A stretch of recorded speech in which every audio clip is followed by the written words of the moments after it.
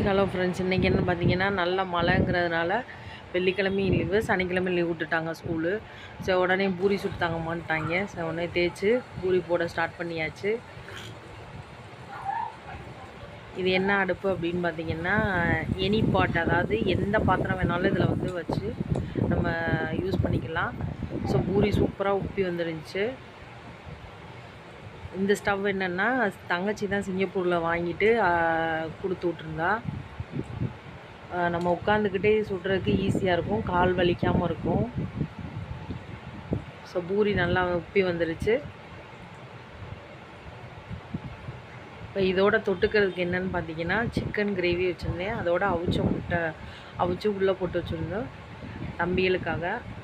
So இப்போ பூரி நல்லா உப்பி வந்துச்சு. ஸோ இதை எடுத்துகிட்டு சாப்பிட கொடுத்துட வேண்டியது தான்.